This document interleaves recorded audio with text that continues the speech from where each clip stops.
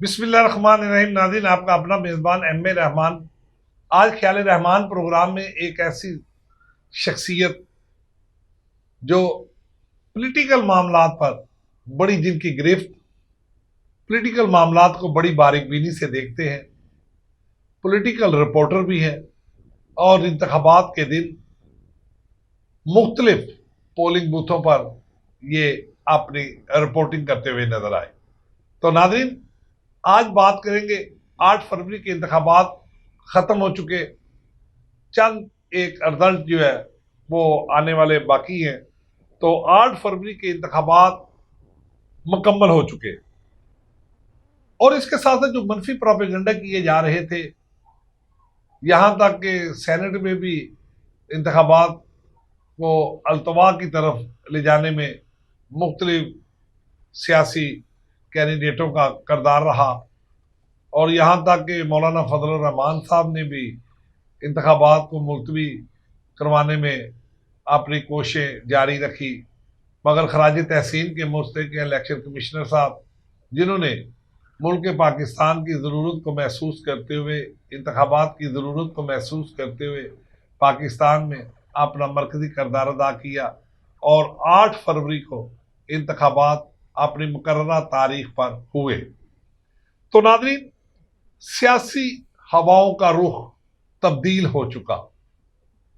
पाकिस्तान तहरीक इंसाफ के 100 से जायद आज़ाद उम्मीदवार मैदान में आ चुके और इसके साथ साथ अगर कौमी असम्बली की तरफ एक नज़र डाली जाए तो 70 से जायद जो है वो उम्मीदवार है इस वक्त इंडिपेंडेंट। तो पाकिस्तान मुस्लिम लीग नवाज के हैं 71 और पाकिस्तान पीपल्स पार्टी के हैं 54। तो अब सूरत हाल कुछ मुख्तलिफ है कि आया आज़ाद उम्मीदवार किधर जाएंगे, क्योंकि इनके लिए 3 दिन जो है वो बहुत ज़रूरी है। 3 दिन के अंदर अंदर इन्होंने फैसला करना होता है और आसफ अली जरदारी साहब जोर तोड़ के मास्टर प्लान, आज बंद कमरे में मियां नवाज शरीफ साहब से मुलाकात भी हुई उनकी और कुछ मामला तय किए गए। तो कबल अज वक्त गुफ्तगू करना बेसूर साबित होगा कि क्या मामला तय हुए। हम समदानी साहब से बात करेंगे, आया खालिद समदानी साहब इस हवाले से क्या कहते हैं। जी खालिद समदानी साहब। जी अस्सलाम वालेकुम। मियां मोहम्मद नवाज शरीफ साहब की आसिफ अली जरदारी साहब की बंद कमरे में मुलाकातें और आने वाले दिनों में इनकी गिरफ्त हुकूमत बनाने में, तो इस हवाले से आप क्या कहेंगे हमारे नाज़रीन? हाँ जी, अस्सलाम वालेकुम नाज़रीन, कैसे हैं आप? खैरियत से हैं? जी आपका बहुत शुक्रिया रहमान साहब के आपने मुझे अपने प्रोग्राम में आज ख़ुसूसी दावत दी। तो इसमें जो है आसफ़ अली ज़रदारी साहब, पूरी कौम उनको जानती है जी जी जी। कि वो एक ऐसे माया नाज खिलाड़ी हैं कि वो जोड़ तोड़ के मास्टर हैं, कमांडर जोड़ तोड़ के मास्टर हैं। यकीनन उन्होंने मियां नवाज शरीफ साहब के सामने अपनी जो है क्या कहते हैं उसको, शराइत, वो सामने टेबल पर रखी होंगी कि मियां साहब मुझे ये ही चाहिए वो चाहिए, लेकिन बग़ैर मुसद्दक़ा इतला के मुताबिक कि कुछ ये सुनने में आ रहा है कि आसफ़ अली ज़रदारी एज़ ए सदर और कुछ उन्होंने वफाक में जो है ना वजारतें भी उनको कहा कि हमें ये मिलनी चाहिए। सरदारी साहब, मैं आपकी यहाँ पे बात काटते हुए एक बात मेरे दिल में बड़ी तेजी से गर्दिश कर रही है कि पाकिस्तान पीपल्स पार्टी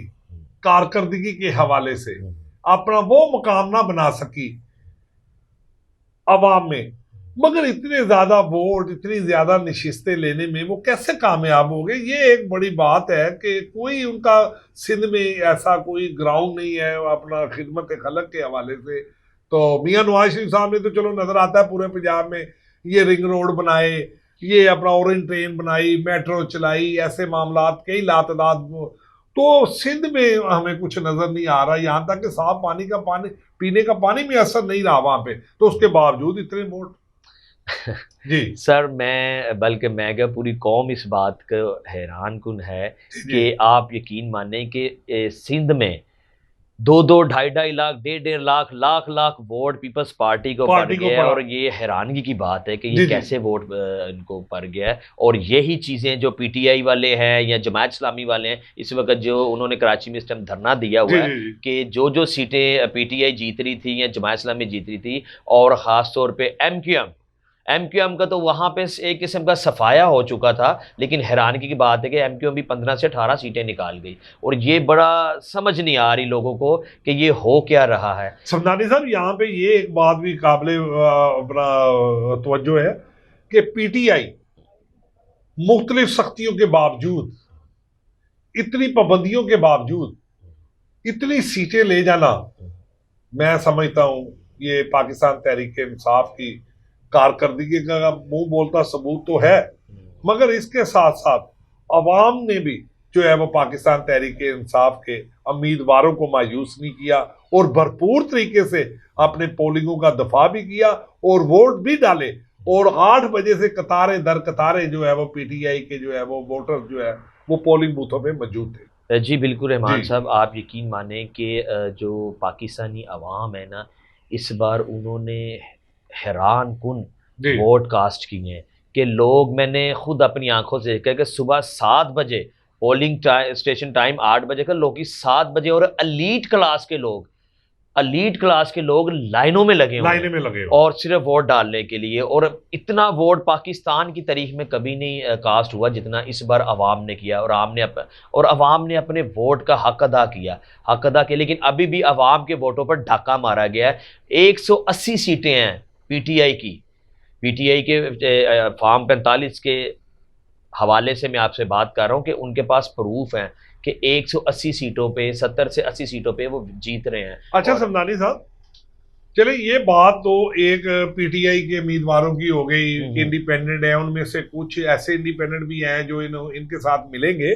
तो आया पीपी और नवाज लीग अगर हुकूमत बनाने में कामयाब होती है तो आया वो इकट्ठे चल पाएंगे? अभी हाल ही में आपके सामने मुख्तलिफ चैनल्स पे बिलावल भुट्टो साहब पाकिस्तान मुस्लिम लीग नवाज के सरबराह मियां शहबाज शरीफ साहब के खिलाफ मुख्तलिफ अपना बयान देते हुए नजर आ रहे थे, बुलंदोबाग अपना चैलेंजेस करते हुए नजर आते थे, मनाजरे की दावत दी गई। आया ये सारी चीजें बुलाकर मुल्क पाकिस्तान, इस्तेहकाम पाकिस्तान के लिए पाकिस्तान पीपल पार्टी मुस्लिम लीग नवाज के साथ मिलकर आया कोई अपना कौमी किरदार अदा करने में कामयाब हो पाएंगी या नहीं? देखिए जी, रही बात पीपल्स पार्टी की नून लीग के खिलाफ बात करना या नून लीग का पीपल्स पार्टी के खिलाफ करना, ये तो आपको पता है एक वो पंजाबी में कहते हैं ना टोपी ड्रामा है। ठीक है, ये एक जो हालात बना चुके हैं ना, जो इस वक्त जरदारी जो है ना वो मास्टरमाइंड है। ठीक है ना, जरदारी अगर पीटीआई के साथ मिलता है तो हुकूमत बनती है, जरदारी अगर नून लीग के साथ बने तो हुकूमत बनती है। इस वक्त जरदारी का जो है ना डंका बज रहा है। और जिस अंदाज से ये एक दूसरे को कहते हैं, ये तो आप भी समझते हैं कि ये तो सिर्फ एक इलेक्शंस में बताना होता है कि हम इनके खिलाफ हैं, ये ऐसे हैं, वो हैं। अच्छा समदानी साहब, चले ठीक हो गया, ये एक अपना फॉर्मेलिटी होती है, एक लोगों को अपना जो है, अगर इंडिपेंडेंट कैंडिडेट्स इनके साथ मिलते हैं तो आया उन्हें भी किसी न किसी जगह पे एडजस्ट किया जाएगा या वक्ती तौर पे हुकूमत बनाने के लिए उन्हें इस्तेमाल किया जाएगा? जी ज़ाहिर है, बिल्कुल। का आगे मुस्तकबिल क्या होगा? जी बिल्कुल, आप जिस इंडिपेंडेंट ने अगर वो इनके साथ मिलता है या जाता है तो वो अपने मुफादात तो आगे रखेगा। ज़ाहिर कोई ना कोई वो उसके मुफादात होंगे जिस बेस पे वो इनकी तरफ जाएगा। अगर वो उसका मुफादात नहीं हल होंगे तो वो कैसे जाएगा? सर इंडिपेंडेंट यहाँ पे 2 किस्म की है। एक इंडिपेंडेंट है प्योर, जिसका किसी जमात के साथ ताल्लुक नहीं है। जी बिल्कुल। एक वो इंडिपेंडेंट है जो पाकिस्तान तहरीक इंसाफ के साथ जिनकी वाबस्तगी है। जी बिल्कुल। जिनसे इंतखाबी निशान बल्ला ले लिया गया। जी। तो आया वो उन इंडिपेंडेंट जो है वो उम्मीदवारों का जो कामयाब हुए हैं कैंडिडेट, उनका सियासी मुस्तकबिल क्या होगा आने वाले दिनों में, या जो हुकूमत बनती है उसमें उनका क्या सियासी मुस्तकबिल होगा? जी देखें, बात यह है कि इस टाइम आप बिल्कुल बजा फरमा रहे हैं कि इस टाइम आज़ाद उम्मीदवार जो है ना, ये 2 किस्म के लोग हैं। एक तो आज़ाद उम्मीदवार मेरे ख्याल है 8 से 10 आज़ाद उम्मीदवार हैं जो जी जी जी, जिसके पास वो है, वो जिन्होंने किसी भी शायद वो कर भी ली है बारगेनिंग जी वगैरह बारगेनिंग उनके भी साथ। है, बिल्कुल ठीक है। और बाकी जो है ना वो तो पीटीआई के प्लेटफार्म से जीते हैं। अब बात ये है कि पीटीआई के प्लेटफार्म से जो जीत के अगर उस तरफ जाते हैं तो फिर ये समझ लें कि पीटीआई के साथ एक अपना वादा खिलाफी होगी, और मुझे नहीं ये लगता कि ये लोग जाएंगे, क्योंकि अगर ये ऐसा हरकत करेंगे तो इनको पता है कि इन्होंने अपने हलके में जाना है। जब हलके में जाना है तो इस बार अवाम बाशऊर हो चुकी है, और उन्होंने बाकायदा इसका क्या नाम उसका अपने वोट का हिसाब लेना है। ये मेरी अच्छा बात याद समदानी साहब, रखिएगा।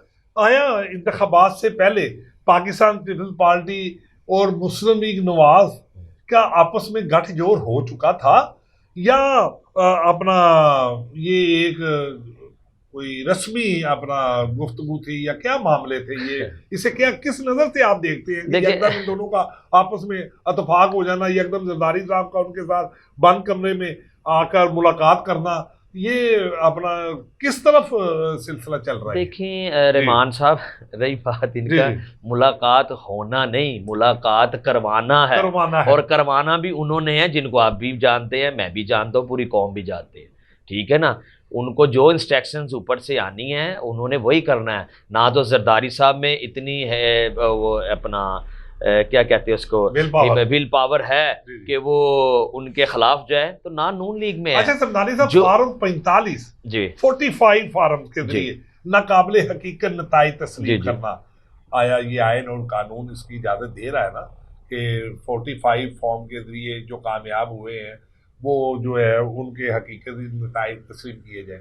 जी, देखें जी, बात जी जी, इसलिए तो कहा ना कि 45 फार्म वो 45 फॉर्म। 40 फार्म वो होता है जी जी, कि जिसमें जब कैंडिडेट, कोई भी कैंडिडेट हो, उस रिजल्ट कैंडिडेट मुकम्मल हो, आ जाए। उसका अपना जो अंदर वो क्या कहते हैं उसको, पोलिंग एजेंट होता है, जी वो जी, बकायदा अंदर जो आरओ या जो भी उनका बैठा होता है, presiding officer, assistant sorry presiding assistant officer. Presiding जी जी, ऑफिसर बैठा होता है, उससे बकायदा साइन अंगूठे करके लेके आता है कि हमें क्या वोट पड़े हैं और मुखालिफ पार्टी को क्या वोट मुखालिफ पड़े हैं। पार्टी को। जब वो चीजें ला के साइन अंगूठे होते हैं ना, तो वो समझ ले कि एक संद हो जाती है उनके पास, वो एक प्रूफ हो जाता है। और पीटीआई इस वक्त जो है ना वो यही बात तो कर रही है यही कि बात। हमारी 170 से 80 सीटें हैं, जिसका प्रूफ हमारे पास है। हमारे पास वो फार्म 45 जो है वो हमारे पास मौजूद है, मौजूद जिसमें है। हमारी अक्सर ज्यादा है अक्सर और हमें अकलियत में बदला गया है। जी यही जी, तो मसला है, यही तो चीज का जो कोर्ट में उन्होंने आज रिटें की है ना, जी इसका जी, तो चंद दिनों में फैसला आ जाएगा। ये तो मैं कहता हूं कि आप इंटरनेशनल लेवल पे भी आपका इमेज खराब होगा,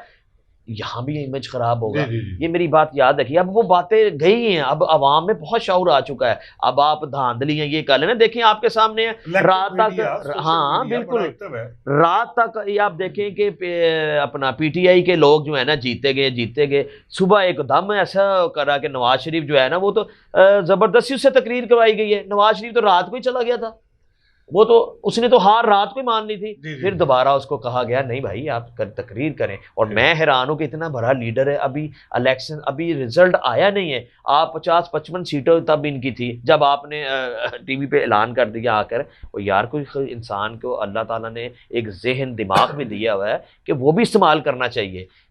जी नाज़रीन, ये थे खालिद समदानी साहब, जो कि नाजरीन को अपने व्यूज अपने ख्यालात से नवाज रहे थे।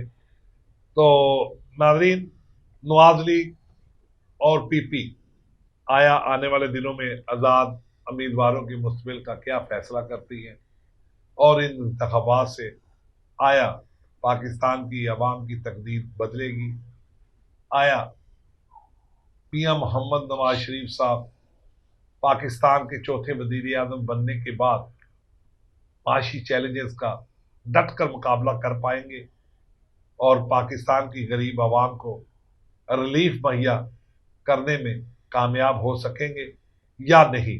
तो कबल अज वक्त बहुत सी पेशगोइयाँ एक तरफ, और इंतखाबात में पाकिस्तान मुस्लिम लीग नवाज की कामयाबी और हकूमत के लिए अपना मरकजी और कौमी किरदार अदा करना इस वक्त पाकिस्तान मुस्लिम लीग नवाज की नहीं बल्कि तमाम सियासी जमातों की अहम जिम्मेदारियों में शामिल होता है कि इस्तेकाम पाकिस्तान के लिए तमाम सियासी जमातों को मिलकर अपना मुस्बत किरदार अदा करना चाहिए और गरीब आवाम के सुलगते हुए मसाइल की तरफ तवज्जो देनी चाहिए। इसी के साथ अपने मेज़बान मेरे रहमान को आज इस प्रोग्राम से इजाज़त। अल्लाह।